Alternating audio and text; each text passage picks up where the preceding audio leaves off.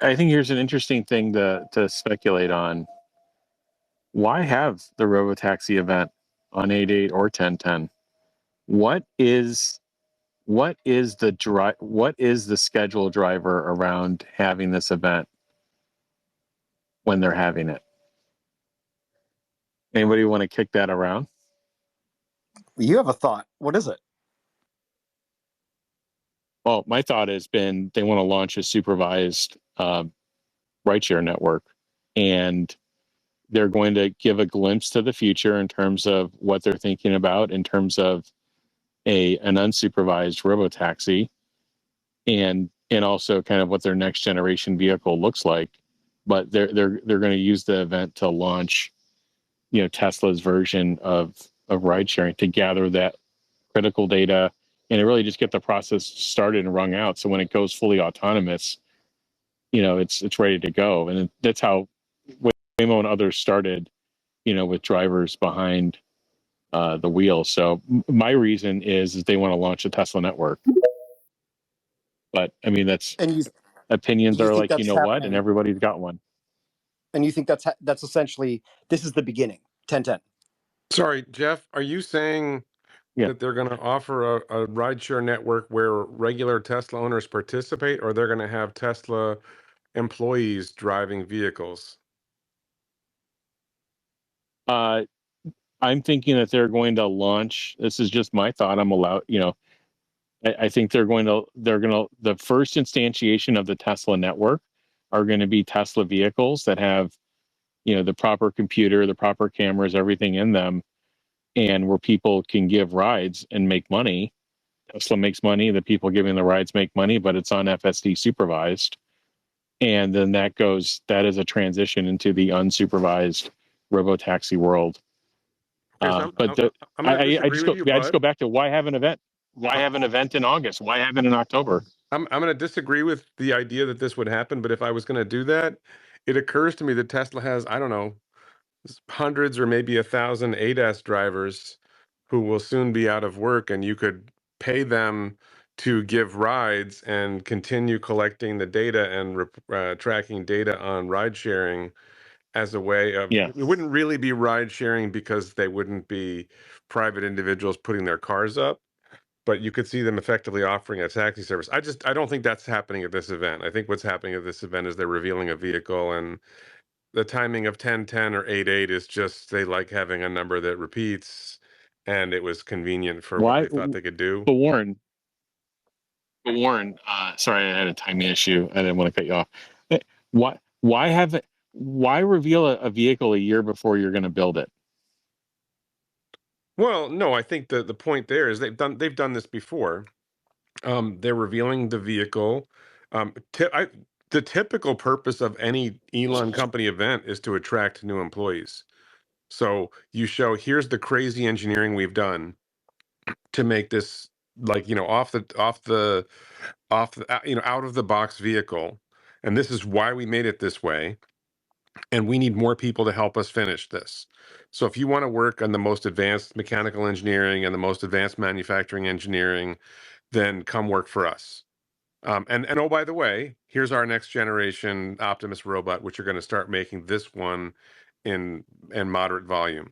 And if you want to help, and here's how we moved the motors, the motors into the forearm, and blah blah blah, and here's the crazy engineering we're doing here. If you want to work, if you are a talented mechanical engineer, you're a talented manufacturing engineer, and you want to work on the coolest manufacturing that's happening on the planet, come work for us. That's the purpose of every event Elon's companies do.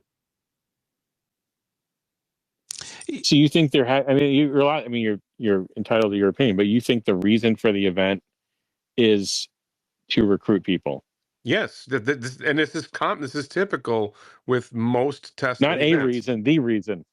A reason, the reason. Yeah. No, this is typical of most Tesla events, and when SpaceX does a presentation, when Neuralink does a presentation, it's like, hey, we're doing. You'll see it at every event.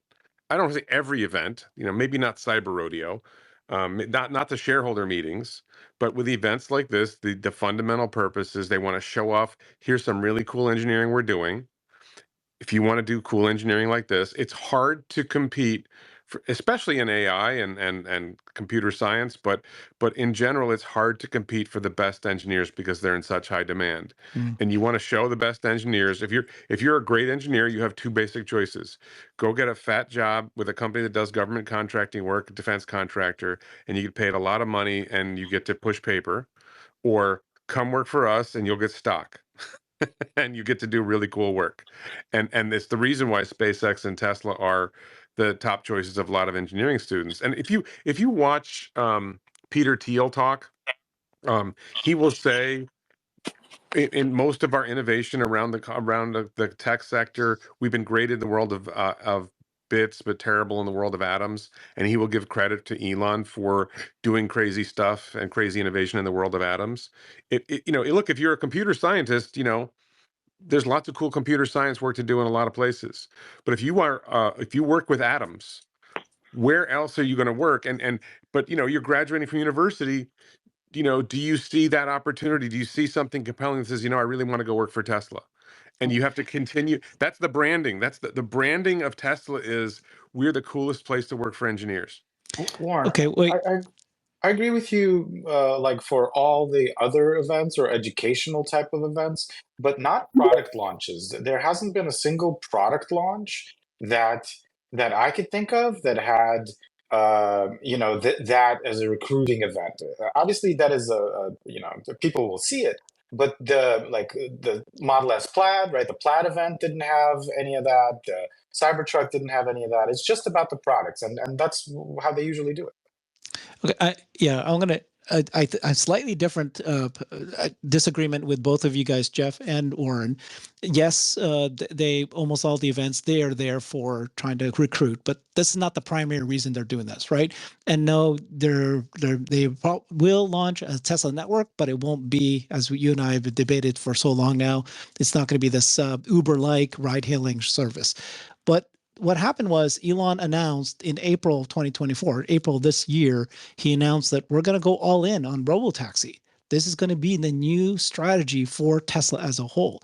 So that's why that he wanted to propose an 8.8 and then now a 10.10 event to show the world that Tesla is no longer a car manufacturing company. It is, but it's now changing its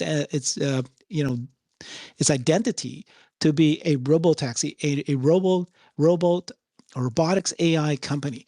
So that's what this is. It's coming out and saying it's a whole new book. Here we have a new vehicle, but it's a network of what you can now do with this. And that's why it's going to be a year ahead, because you're trying to, again, change the whole company and what the priorities and focus is. So it's a little bit of what both of you are saying, but not the primary reason why they're doing this.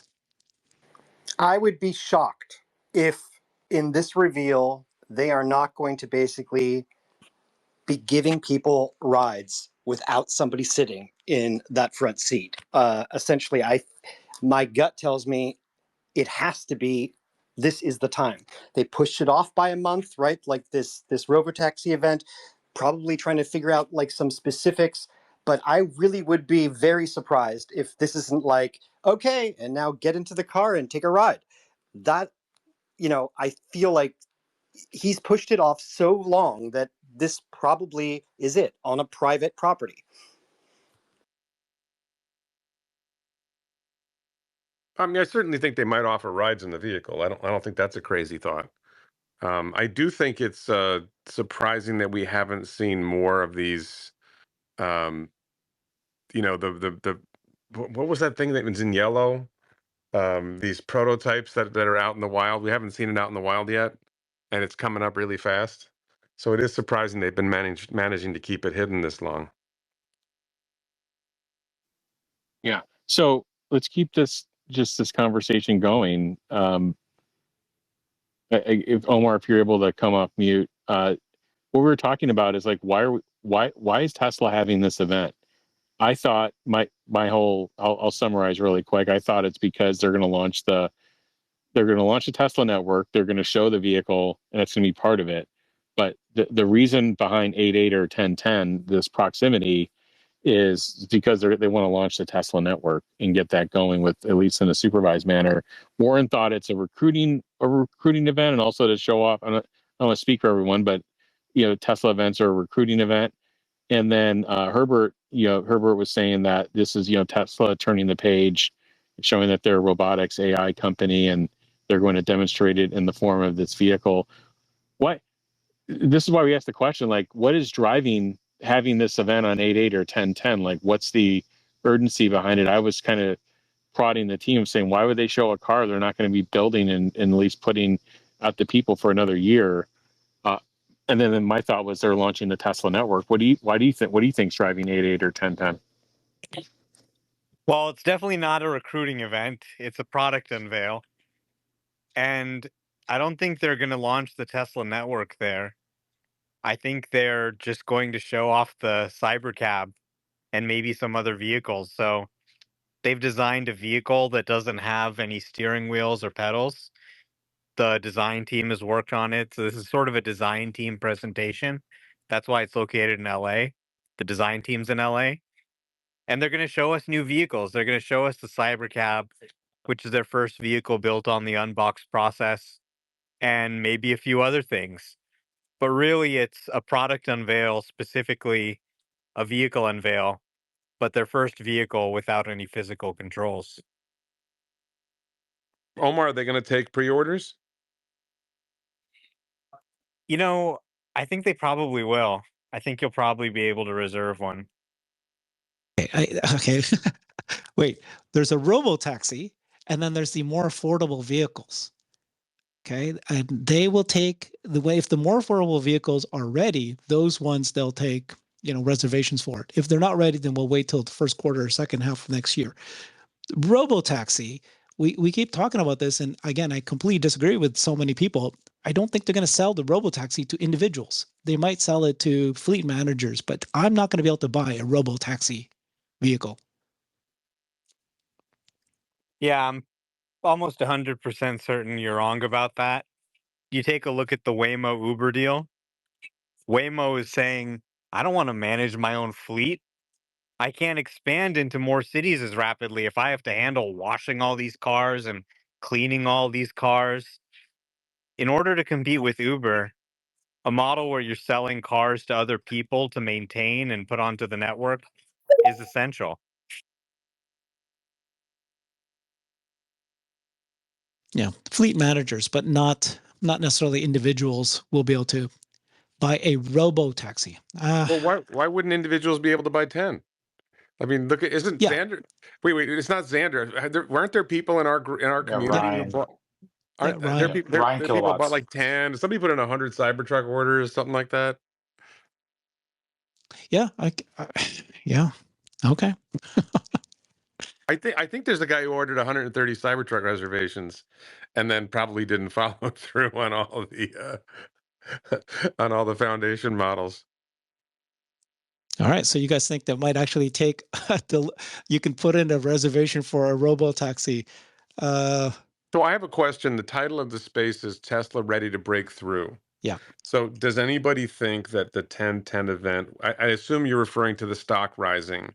Does anybody think that the 10/10 event will move the stock? I wasn't. When I kicked off this thing, I listed out 8 things that are happening right now, but mostly it's about ready to scale. Cybertruck is now ready to go global. Semi might be ready to scale by next year. 4680s are now 100 million cells. They're about to build the more affordable vehicles coming out soon.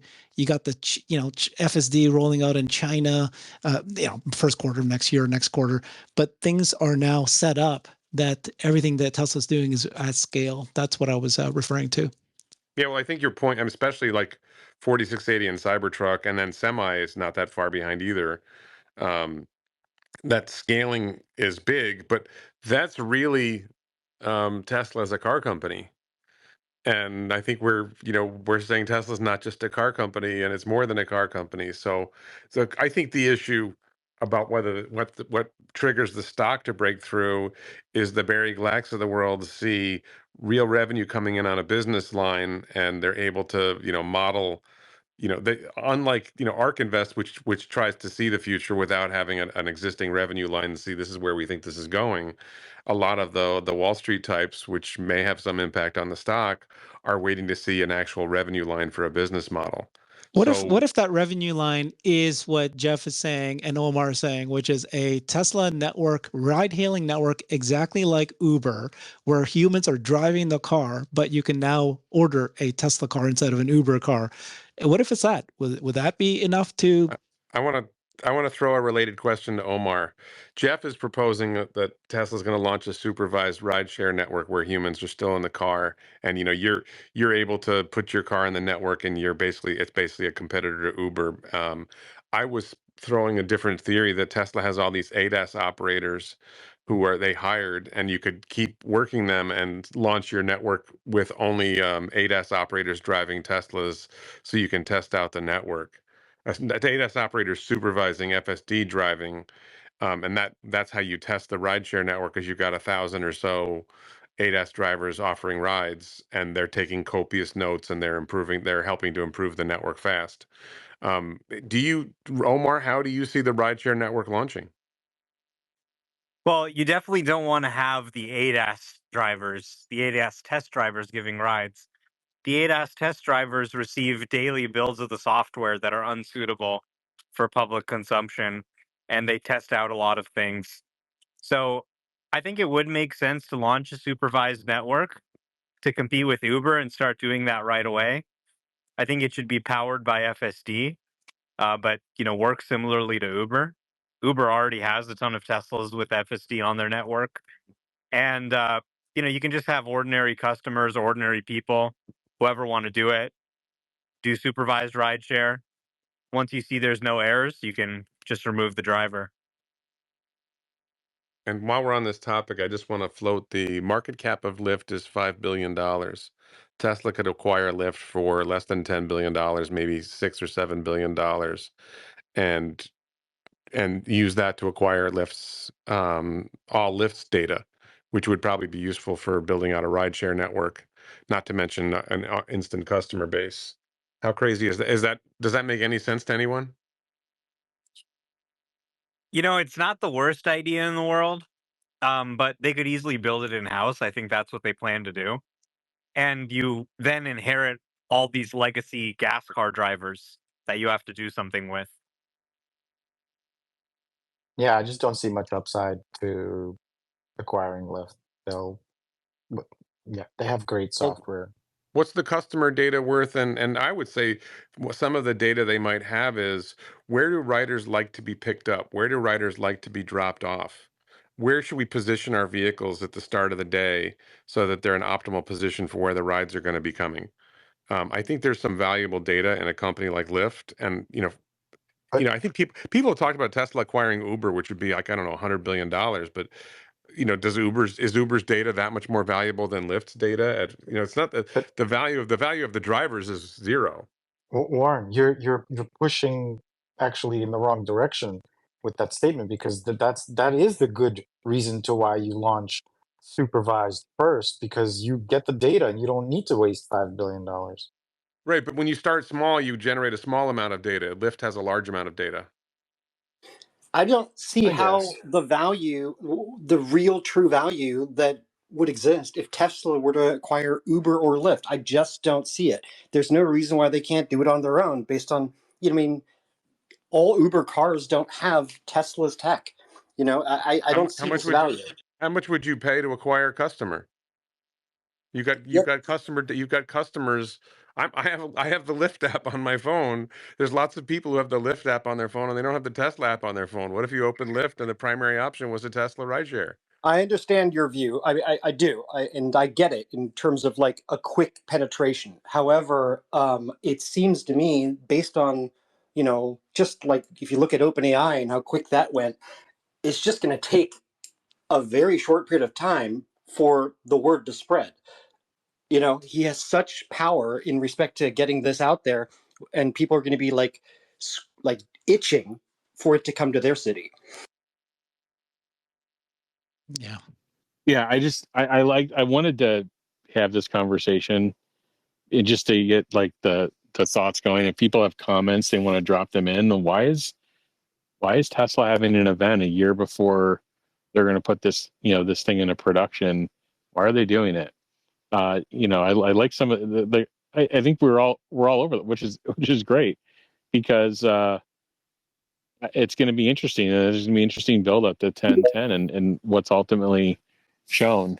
But yeah, I think there could be elements of truth, or I think what actually comes to fruition on 1010, there may be elements of like what a lot of us have said in terms of why they're doing it. So it's exciting. It's exciting thing to think about. Maybe we make bingo placards or do something. Maybe CERN will do something like that, or it'd just be interesting to see what they actually reveal on 1010. I mean, I kind of think of the question the other way. How is it possible that Tesla is claiming that they're going to have new models that are more affordable than the 3 and Y produced on the 3 and Y line, and they haven't shown us what these models are yet? So going back to the Investor Day presentation, if people are in this space, they should go back and watch Investor Day, because they detailed this entire next gen platform they've come up with these motors that don't use any rare earths, this next generation battery pack that can use batteries from any, chemistry, LFP 4680, the new 48-volt architecture, all this stuff they talked about. And they've essentially taken that and the unboxed process, and they've built the Cybercab with that. But they've also taken a sort of clone of this platform using a lot of the same things, using the same battery pack architecture, the new motors, the new 48-volt wiring, steer by wire, all that good stuff. But they've sort of pulled it forward by putting it on the 3 and Y production line. So probably, I'm guessing what we're going to see here is an unveil of a few different vehicles that'll be built on the next gen platform, the Cybercab, but then maybe also some type of Model Y Mini. Yeah, the way you logically get there is the next generation vehicle was supposed to be in production a little bit earlier in 2025. If you go back to the original plans, and when companies make products like this, they have to start the modules much earlier from a design perspective. And so my guess of what is happening is they kept the modules going at full steam, which is the sub $1,000 motor we talked about with the rare earths, the new battery pack, 48 volt, all these different things. Like, they've kept those things going. And what the interim decision they made is they said, we could keep these things going, we can pull them in. They're cheaper to actually build. And instead of waiting and then accumulating all this risk in the unboxed, which is new general assembly method and new modules, let's de-risk the next generation product, pull the modules in, build them on the 3Y line, which I do agree. I think it's going to be some sort of either miniaturized product or something that's built on the 3Y platform with maybe a new body style or something. And therefore you get the cost reductions from extending the capital exposure on the 3 and Y that you were previously going to cut off, and you get the COGS reductions from using these lower cost modules. It's going to take time. It won't be a lower cost vehicle on day one, but probably within a short period of time when they get it to scale, it will be. And then when they actually do unboxed, all of those modules will be at their peak point in terms of yield and lowest point in process time. So they'll actually help the next generation vehicle get to its cost goals faster. So I think that's the way they do it. It is a bit of a mystery to me, like how they've been able to keep these newer generation vehicles totally under wraps. Maybe they're just getting really good at this stuff now. Yeah, because normally they show us 2 years before they start production at least. So it's very unusual for them to be saying, hey, we got these new vehicles, but we haven't shown them to you yet. I'm guessing they kind of have to let the cat out of the bag. And it's kind of perfect, if you think about it, to start the Cybercab with the unboxed process. Because for these lower cost vehicles, people are like, hey, these should have been out yesterday. So you don't want to have the unbox process delaying the ramp up of this really important product where people are saying, hey, this should have Yeah. been here yesterday. But for the Cybercab, the fact that it doesn't have any steering wheel or pedals necessarily limits the volume at first to maybe a few select areas. Maybe they're using it as a company shuttle. It's not going to immediately have the full market that, maybe a compact would have. So it's less likely to be constrained by the ramp up of the unbox process. They can probably still make all the cybercabs they need, hone in that process, and then move other vehicles, like more affordable vehicles, onto the unbox process as well. And there's more uncertainty with unsupervised FSD in terms of when it's going to land. So that's the other reason to not have all of your eggs saying, a car with no steering wheel, and then your only other option is the current 3 and Y.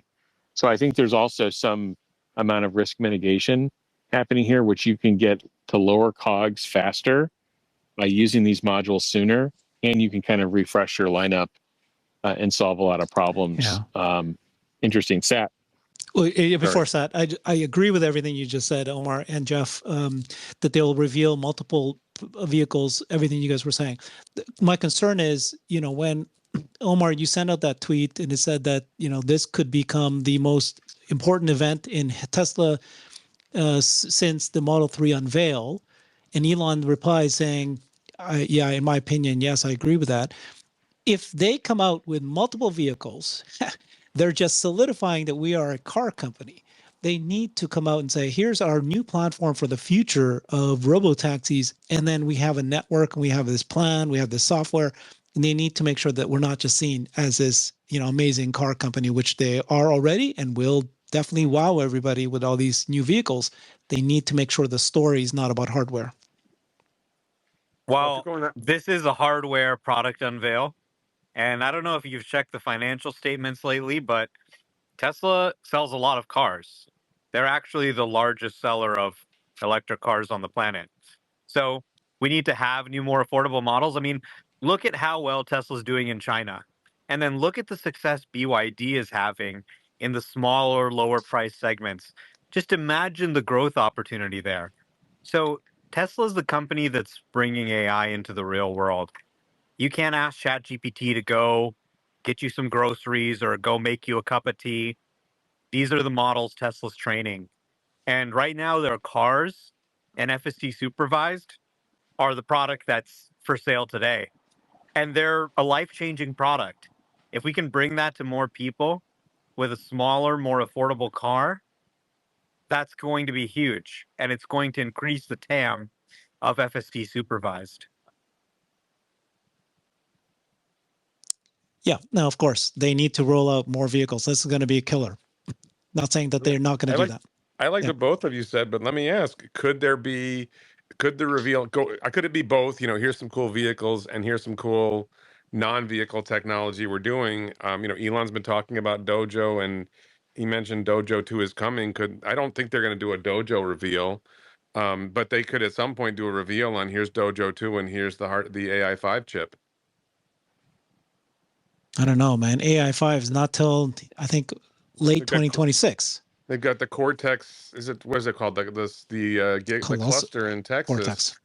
No, I think Colossus is the Cortex XAI cluster, and Cortex is the Tesla one. That's about ready to go, or maybe already moving. So that could be part of the reveal. I kind of like both of what you're saying. We're going to reveal some new vehicles, and by the way, it's not just only more affordable vehicles. They said we're going to have some new vehicles, including more affordable vehicles. So I think they're way overdue for a new Model X.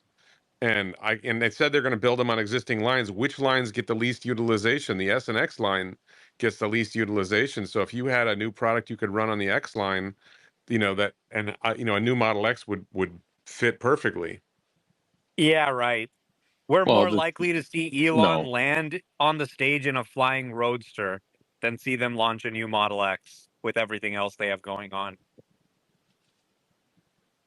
Yeah, the Model X and X were actually refreshed after the 3 and Y. So but they're not selling. Yeah, they're not selling in any significant volume. Well, that's a problem. I agree. The only thing I say about showing the new vehicles is they you got to be careful, because if you say like this thing is really cool, it's got all the latest Tesla technology, and let's say it's $30,000, it's it's some meaningful number lower than the current 3 or Y. Well, then what does that do to the 3 or Y sales? So the only thing is just like the timing, I think, is important. And then Tesla is very sensitive to Osborning themselves. So the only thing of showing the newer those newer vehicles are, they better be like imminent, like within 90 days, like they're in production, or it's a problem. So that's why I think in the 1010 event, it is a higher likelihood that they could show them than it would have been on the 88 event. But let's see. The thing is, Jeff, again, when we look at the 2 years earlier that they normally unveil, they've already waited quite a long time. They're talking about producing this thing in the first half of 2025. Q4 2024 is in 2 weeks. So we're really 2-3 quarters away from people starting to see these things with their drone shots, people starting to see these things driving around. It certainly does simplify it if you can unveil it and then don't have to worry about camouflaging it as much as you gear up in the months ahead of release. Yeah. Yeah. Much to debate. And again, it can go a number of different ways, or we could be totally surprised at this event. So exciting. Herbert, did you have another topic I do think that we wanted to get into, should or get more surprise. That's what I'm hoping. It should be a surprise to everybody. That's the only way to really make that big leap away from what the company's about. The other. We missed Sat. Oh yeah, Sat. We never got Sorry, to Sat. Sat. I just want to say that. Can you hear me? Yeah. I was saying I want to say that in terms of the hardware stuff, part of what you guys are saying, pretty much everything's kind of been unveiled and it went into production. So they need to reveal the next set. And even though Elon hasn't written the third master plan, it is essentially the next phase of Tesla. So, the ramp up is going up for the Semi, the factory is being built for it to help that. And then Cybertruck is on pace. The weekly run rate is starting to overtake the other EV trucks and so forth. So they would have to unveil some other hardware stuff.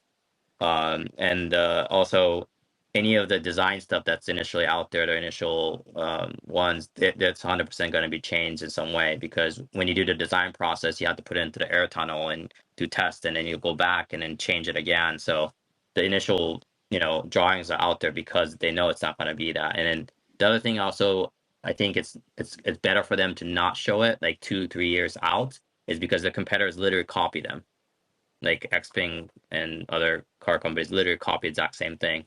And the other thing that you mentioned, Jeff, about the compact car having the later technology, which is kind of what it happens with movies. Like the setting of the movie is more older than the one that came out, physically older, but the storyline is earlier, kind of thing. But the thing about demand in Tesla is that it always makes demand.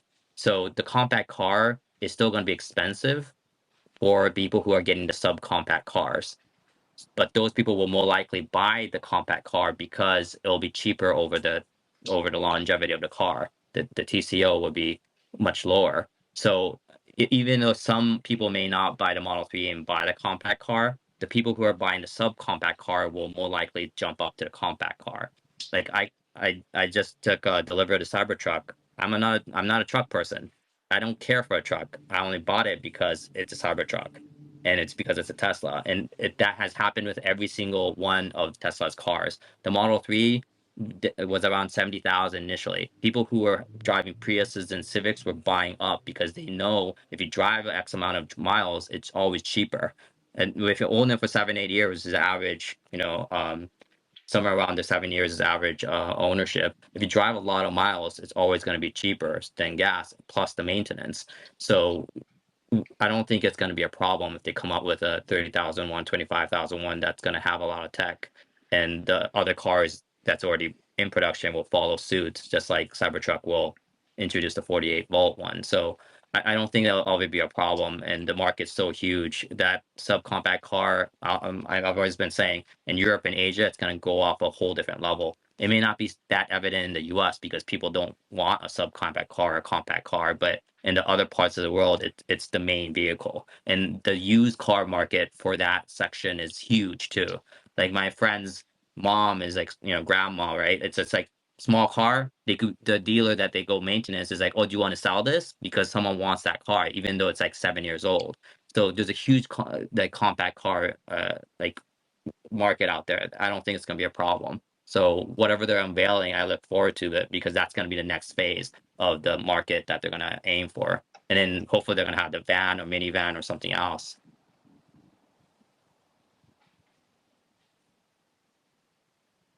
Okay, we got Pedro. Great Hi. points, Are you listening me? Yeah, we can hear you. Yeah. So hi all. I agree with Jeff, and I was wondering what's the best way for Tesla to crush the competition in terms of Uber and Lyft, and at the same time increase the car sales, supercharger revenue, insurance, etc. What's the best way to increase all of this? It's with the Tesla network supervised. And what I mean is, can they start like 10%, 20% price below the market just to crush the competition? Tesla doesn't need to make money in the first year or 2 years until they have unsupervised. And if they crush the competition, they will increase a lot the sale of cars, a lot the supercharging network, insurance, FSD. Do you agree with me? Yes. Tesla talks about the total cost of ownership all the time. I think Sat just used that term. And, what do you get in gas savings? What do you get, in terms of, repairs and so forth? And Teslas are the ultimate Uber right now. I think Omar has said that before. And they may be able to show a fairly compelling business model right out of the gate that says, if you want to buy a Tesla, they're great cars, just to personally own and lowest total cost of ownership, blah, blah, blah. But if you want to buy a Tesla and you also, want to do some driving in your free time, here's the deal. This is what a supervised Tesla network, this is how it looks. You're going to get in the car, the destinations are going to be pre-programmed into the car. It's going to be a very seamless process. Your car is going to do 99.xx% of the driving itself. You're not going to be tired, and you can make some money along the way. And eventually this transitions into an unsupervised model where your car can make money without you in it. But, this is what we're offering today. And it allows them to earn, it allows them to get the data, and it allows them to also debug the Tesla network before it goes live in a very complex manner, which is driverless. So anyway, I've said this before, but yeah, I agree with your point that they could come to market with a pretty compelling offer in the beginning, given that they're making tremendous amounts of money in other places, and this would be accretive as well. I've created a website that is the most comprehensive resource for the Tesla investor. Please check it out. Simply go to my website at herbertong.com.